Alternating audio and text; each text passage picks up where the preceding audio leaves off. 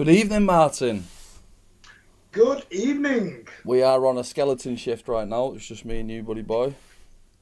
People don't like the Champions League, I guess. Oh well. Well, we won.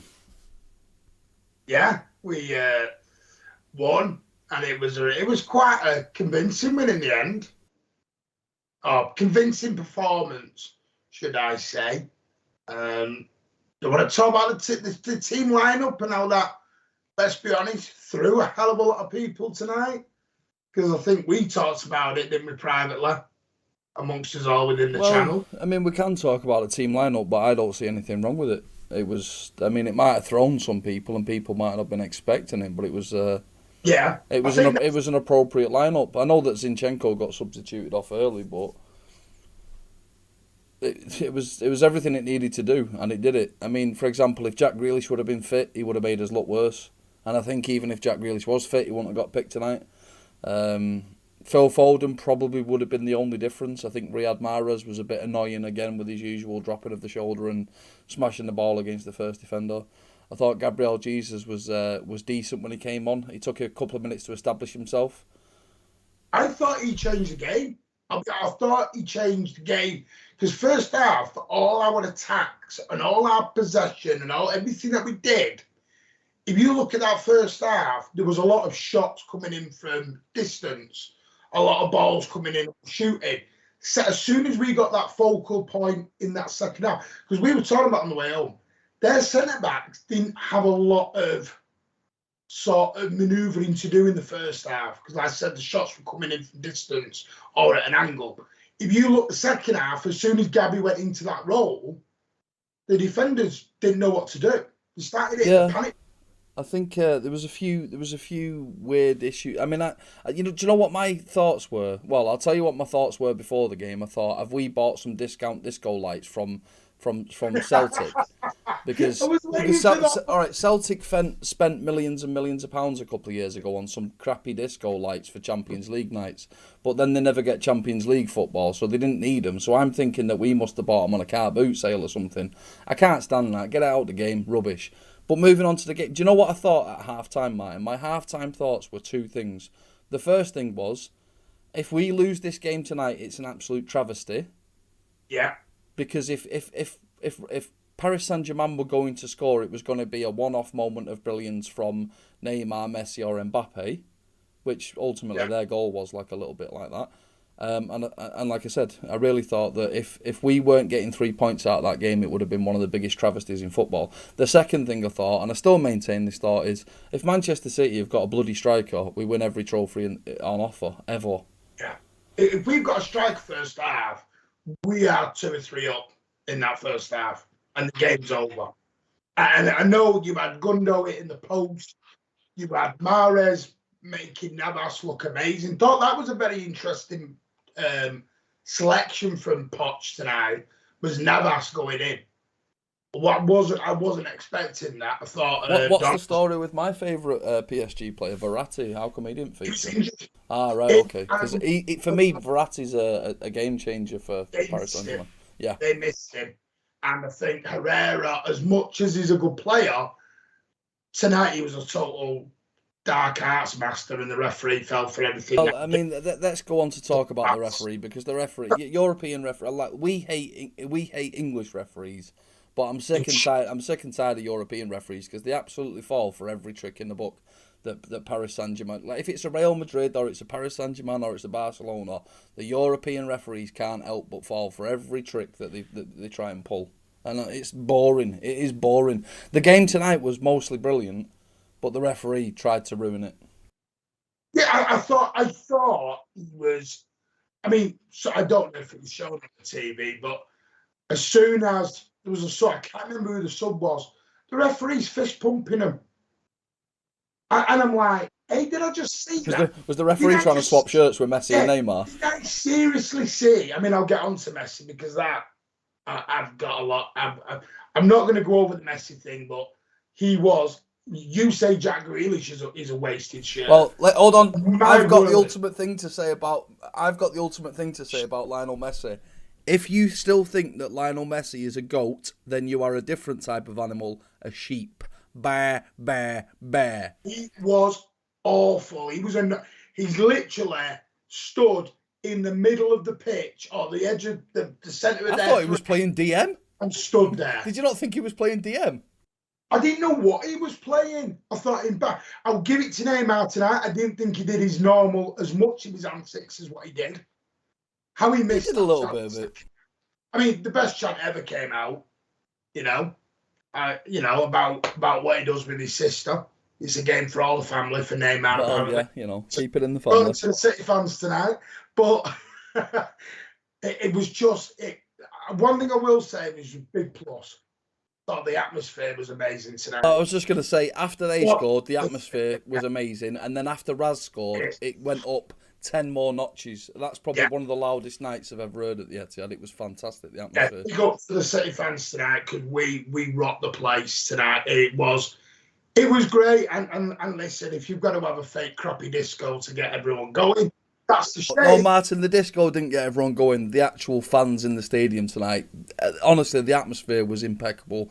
Absolute massive congratulations to all the Manchester City fans. Yeah. I did see some of the day trippers and the tourists with the bloody iPhones out. But whatever. If that's what they want to spend their money on doing and they want to record the game that they're at, whatever. Even the family stand was rocking tonight, which is something I never thought I'd say. I just want to get a couple of my negatives out, which they're not negatives. There was a couple of things that I texted you during the game that I thought was a bit... Hold on, let's address what Charlie's waffling about here. What you're on about? Charlie, the atmosphere was incredible. During the match, the atmosphere was incredible. That's one of the best nights I've ever had at the Etihad. Yeah. The fans were superb. But before the game, the crappy disco and the cheap disco lights, the BM bargain bloody fairy lights. Get it out, mate. What's the point? We created the atmosphere tonight. We didn't need crappy disco lights. So get your head screwed on. No, we didn't need any lights tonight. I'm just going to get the negatives because there were so many positives for me tonight in that whole game. The negatives for me, a little bit. Mahrez did okay tonight. I thought he played well going forward. And Sterling, I thought he's getting back to somewhere where he could go. But it's Cancelo and Walker looked so exposed at times when they didn't have those support. I think you've been a bit harsh there, mate. I think they went after Cancelo a lot more than Walker, but I thought Walker was very good defensively. John Stones was excellent. Diaz was excellent. Everyone's going to be critical. Everyone's going to be critical of John Stones on the halfway line for their goal, but whatever. If anyone had a little bit of a brain fart and left too much space open at the back post for their goal, it was Cancelo and Sterling. They're the ones who should be responsible for that tracking back, because Sterling sort of kind of put his hands on the hips, I noticed, when they went forward and scored. Yeah, that's what I mean. And listen, Cancelo, I thought was really good tonight. Just defensively, I think he drops off a little bit. It was one of Sterling's better games, but what's that? Is that about 3 games in a row now for Sterling when he's produced the goods? Yes. Good evening, everybody. By the way, Sean and Charlie and FIFA and everyone else that's joined us. Good evening. What do you people think about the match? I thought it was excellent. I think that the away leg, the reverse fixture of this game, about a month ago now at this point, I thought we were very unlucky to get beat.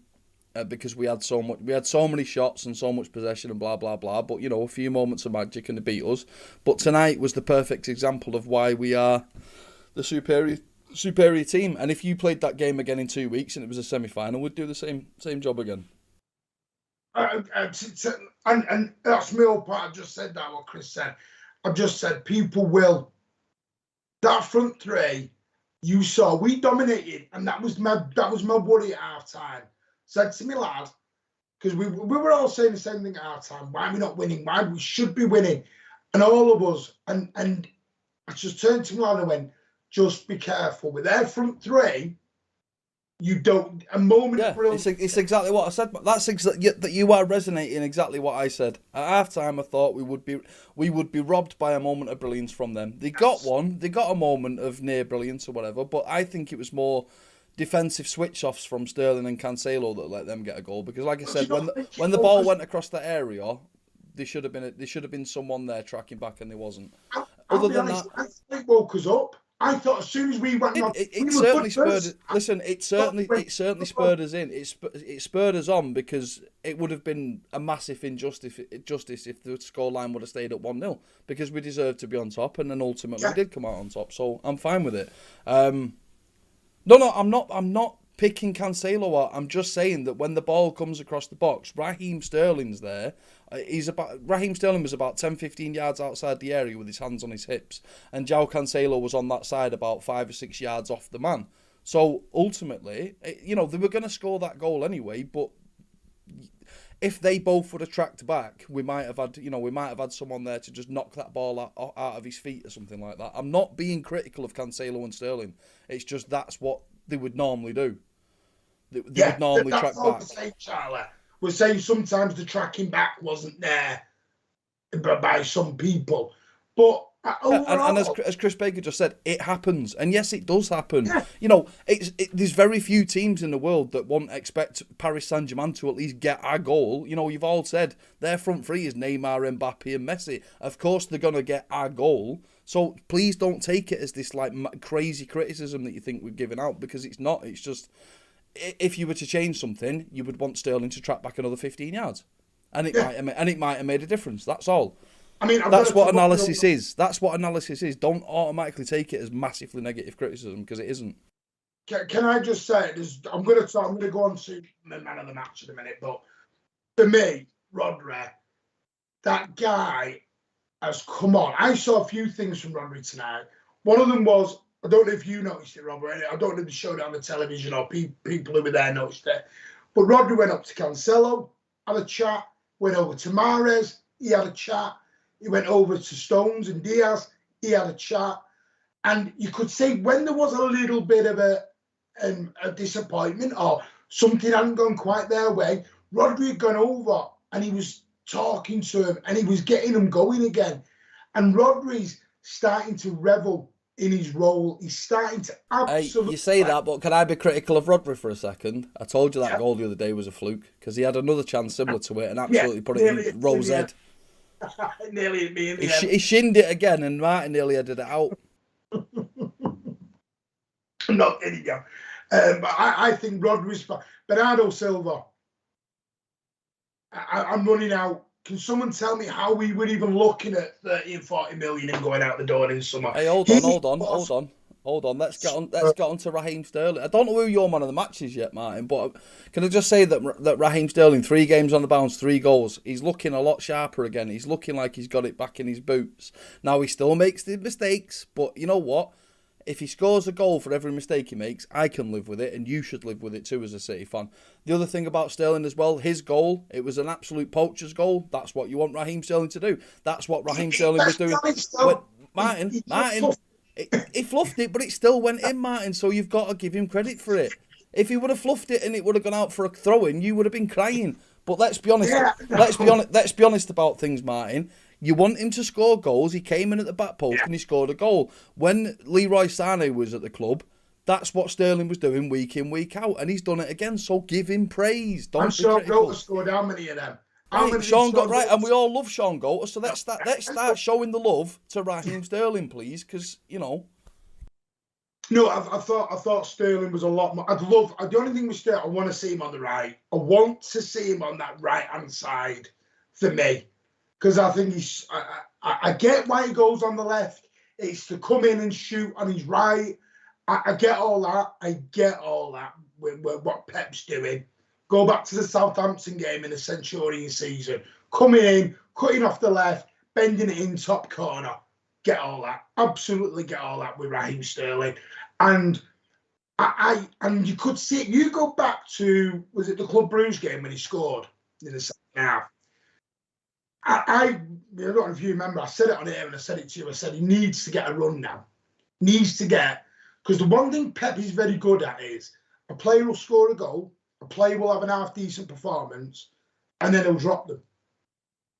And to me, as a manager, when I've managed to, I know I've managed at a very low level, nowhere near, Sunday grass pitches on a Sunday morning.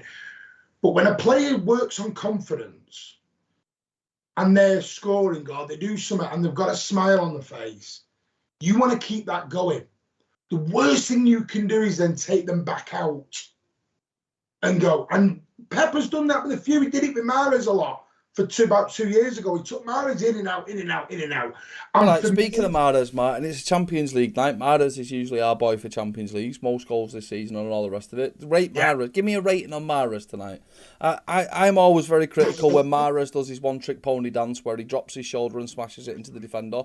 He made a few bad decisions tonight. Overall, he was fine, but no more than fine. I'm going to say about 6.5. Well, why 6.5? Don't tell me a number. Arbitrary numbers I don't care about. Tell me why he's a 6.5.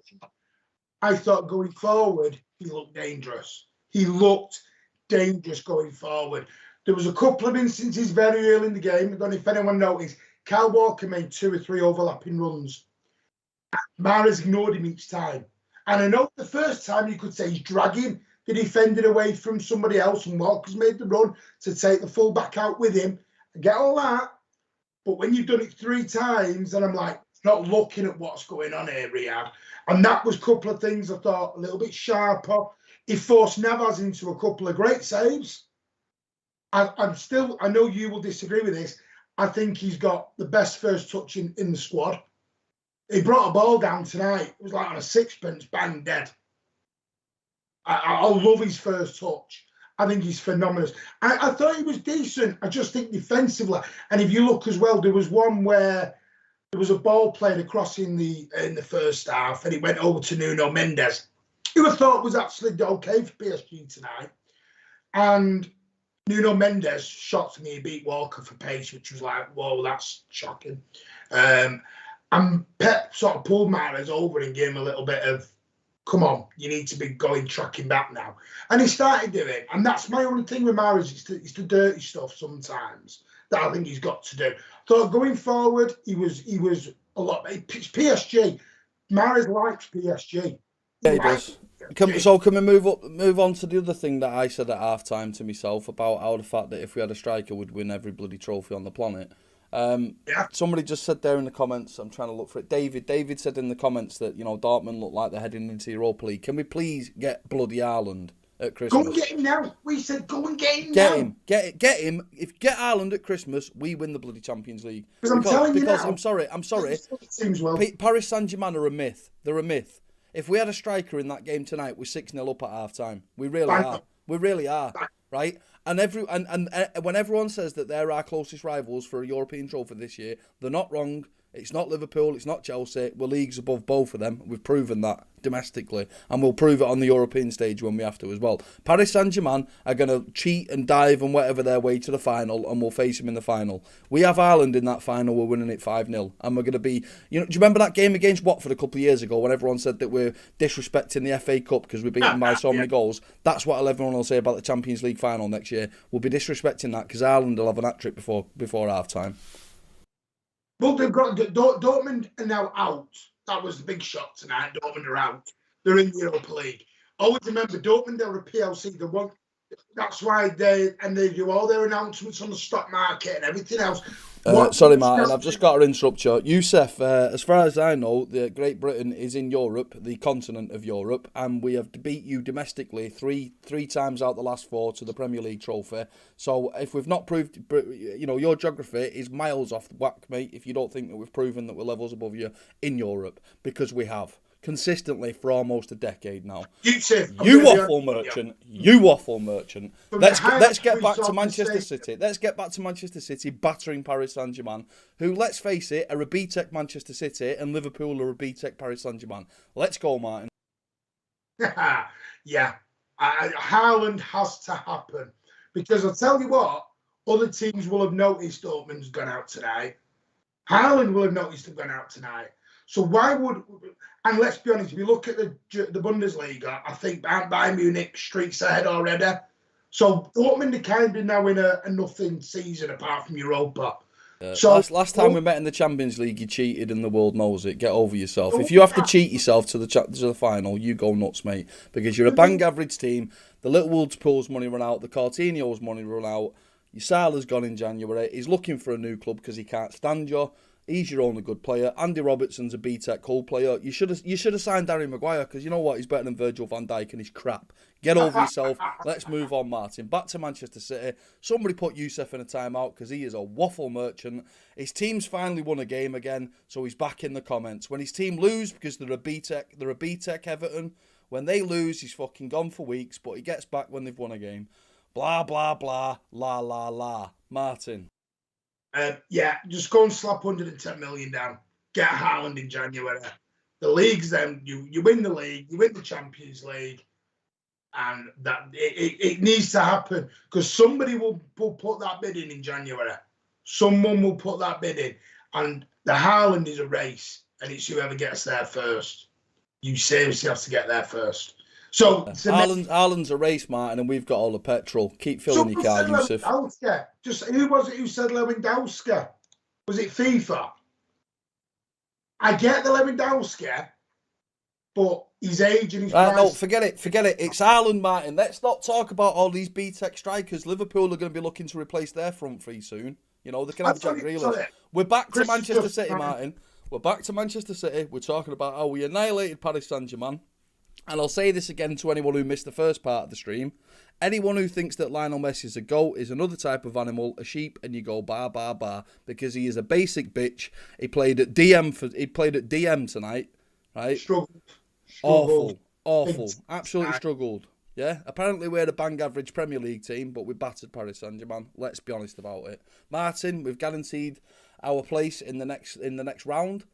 Are we champions if we Yes. Yep. How about that? But do you know what? We can now go to Leipzig in our last game, and McAtee, Cole Palmer, we can take them out and we can have a go. They can get some experience. Hey, I was hoping McAtee would come on tonight and show Neymar how to play football. Yeah. I mean, and I tell you what, I have had a quick look. Some of the teams that we could play, obviously we can't play PSG. You've got Porto or AC Milan. You've got Sporting Lisbon that you could play. Inter Milan that you could play, or Real Madrid, but I think Real Madrid will win that one. You're going to look at maybe Villarreal. You've got Salzburg. So really winning the group has actually done us a bit of a favour, and is actually going to give us not an easy... If you think that Lionel Messi was great tonight, then you clearly didn't have the right channel on. You were watching highlights on YouTube or something. Oh, you see, there you go, Chris. There you go, Chris. You've just absolutely got that fishing rod out for Alan, and he's gone chomped that bait, because Alan doesn't know ball. Great white shark. Alan doesn't know ball apart from the ones in his pants. I'll tell you, Messi tonight. My lad said to me, my lad went there, because he's big Manchester City fan, he went, Dad, I just want a photo with Messi. Get me a photo with Messi.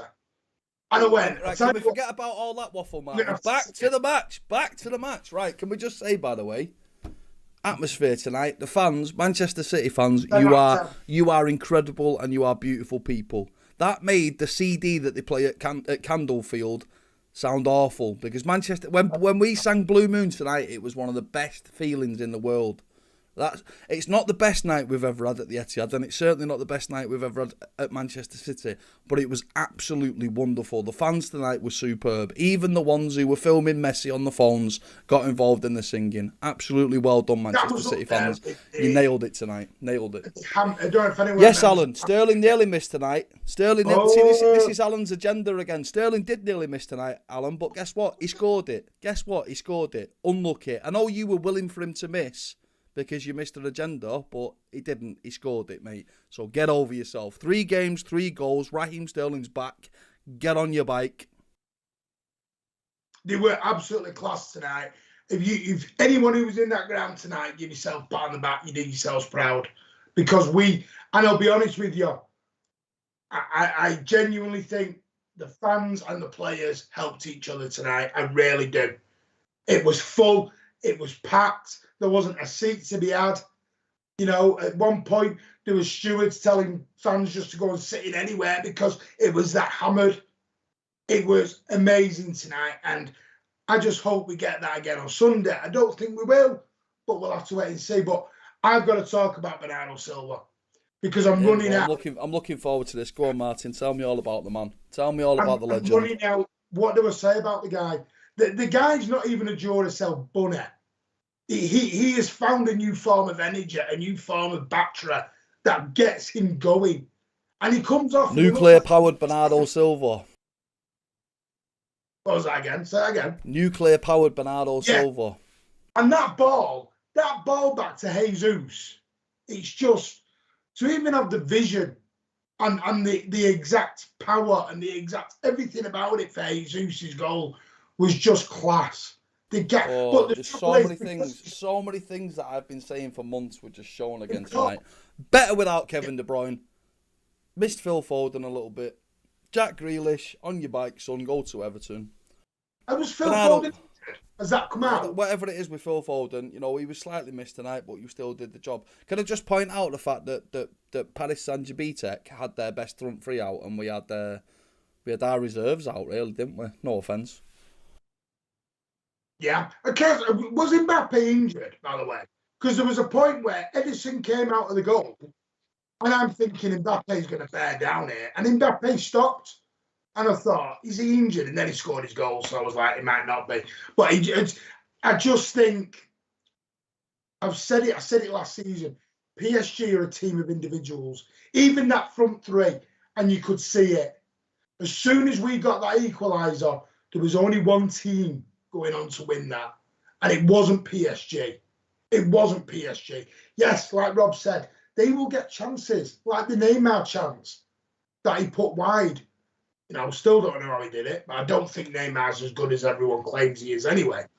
But he's a world-class actor. They're not a team. They're not a team. They will never be a team. They are literally a lottery winning. I know people say it about us. Be careful what avenue you go down there, Martin. Listen, we won the lottery. Never denied that. I'm loving that from Jack Lee. That'll boil some piss, mate. PSG are a French Celtic. Fact. You know, they're like a Barnsley who won the league, who won the lottery. They're not a team.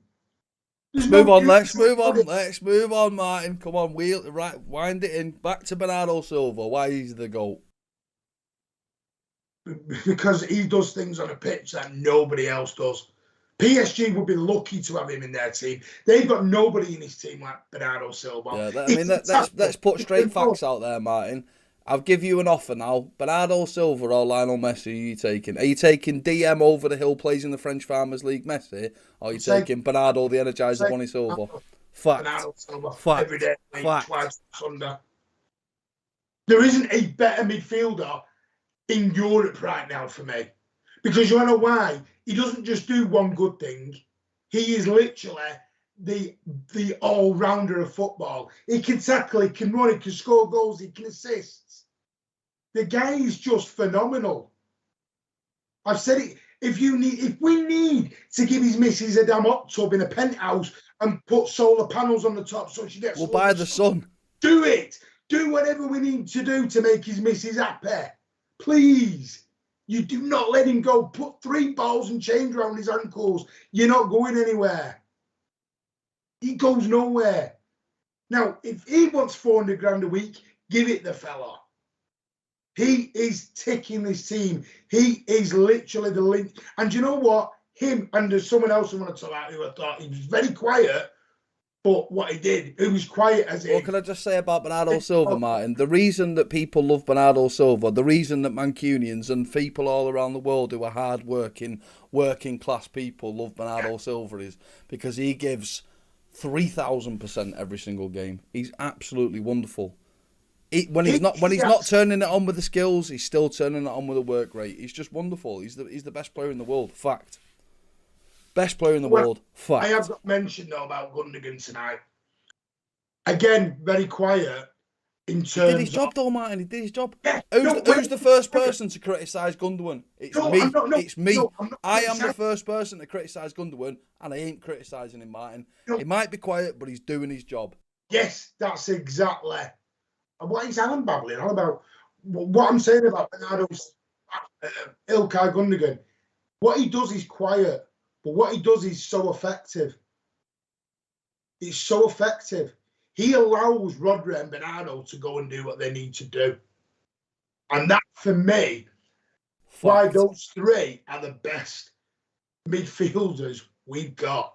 I felt for Zinchenko a little bit because that was his first. I think, was that officially his first start this season? I think it was, but look, let's not get onto any sort of negativity with Zinchenko. He did fine. He was fine. He didn't do anything wrong. He didn't do much creatively, but he was fine. He was fine, Martin. There wasn't a player out there tonight that I pick on individually doing anything overwhelmingly negative. They were all trying. They were all giving it for the team, and that is the key difference between Manchester City Football Club and Paris Saint-Germain. Team versus there's no the new Galacticos or whatever you want to call them. I think Ryan said it. You know, Ryan jokes about it, like what Neil Warnock documentary. You got to dive 3 points. Every single player on that squad tonight in a blue shirt was willing to dive for those 3 points. Bernardo Silva would die if it means we get a corner, mate. He'd die for every ball. He's just wonderful. Wonderful. He was, it was just phenomenal. Thought Gabby, like I said, he was great when he come on. He had 2 minutes when he wanted to take the world on. Mm-hmm. He wanted to beat everyone. And then I think he thought, hang on, right, I've got to do this properly. And then he was fantastic. Really well taken goal. You can see his energy. He looks fit. He looks excited. And to me, I was surprised he didn't start, especially as he didn't start last weekend either. But I'll tell you what, he was great when he come on. And for me, the whole evening, every single player, you know, when I say Cancelo should have trapped back, where Mahrez should have trapped back, Gundogan was quiet, Sterling, sorry. I'm just talking, and I'm finding it hard to find negatives out of tonight because we were magnificent. And if the rest of Europe are watching that, they need to stand up and take notice because we are a team nobody's going to want in that next round. They are not going to want to see Manchester City. They'll want Manchester United all day long. They won't want to see the blue half of Manchester. That's fact. Whereas shoe on the other foot, Martin, we'll play anyone. Yeah. We'll play anyone. We shouldn't be scared of anyone. And on that tonight, they should bounce into Sunday, bounce into training. And you know what? I said the other day, there's a team out of Chelsea, Liverpool and United, or Chelsea, Liverpool and City, one of those teams are capable of going on a 20, 21 game run. I'm not getting carried away, but I'm starting to think, could it be us? Because tonight just made me think that was the Manchester City that would live. Yeah, but that's the big thing, innit? Let's not get overwhelmingly into this and deep emotionally or whatever, but the only reason that Manchester City might lose the Champions League this season is his decision in team selection that Pep Guardiola makes. That's the only thing stopping us. There isn't another team in Europe that can stop us. It's the manager. It's the manager. It's the manager that's going to stop us if anyone stops us. The good thing is now, Rob, we can put it to the back of our minds till February. We won the group. That's what I mean. We can go to Leipzig. We can give players such as a Lavia or a McAtee or a Palmer. We can give them a go. We can get players rested. We can even use it as bringing KDB back after his COVID situation, which I hope he gets better very quickly and feels himself feeling much better.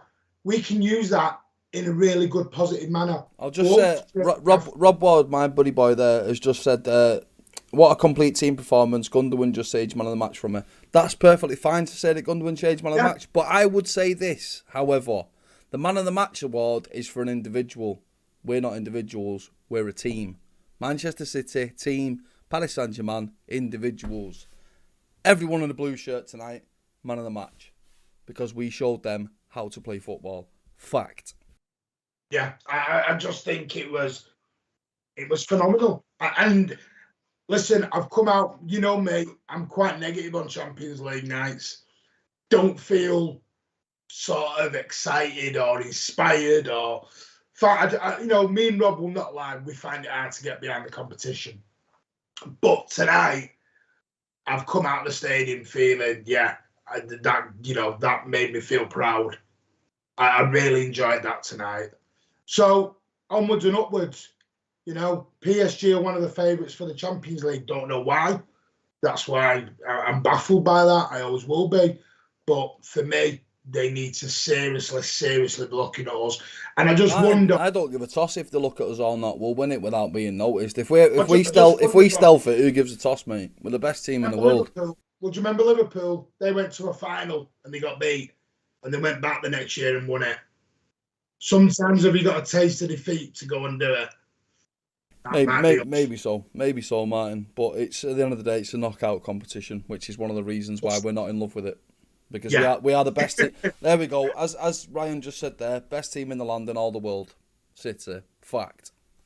Absolutely spot on. And like I said, if you're a Manchester City fan tonight, give yourselves a pat on the back, because we stood behind that team tonight. We were one. We were one tonight. PSG fans, I think there was about 4 of them that did a synchronized clap for about all of 30 seconds. And we told them to shut the F up, and they all did. And that was it then. So, yeah, off you go. Go and get your frog's legs and enjoy your trip home. Martin, calm down with the casual racism. Ladies and gentlemen, Manchester City 2, Paris Saint-Germain 1. We love it. We love it. Kevin Keegan, we love it. We'll see you all in the next one. Bye for now. Take care. Enjoy your evening.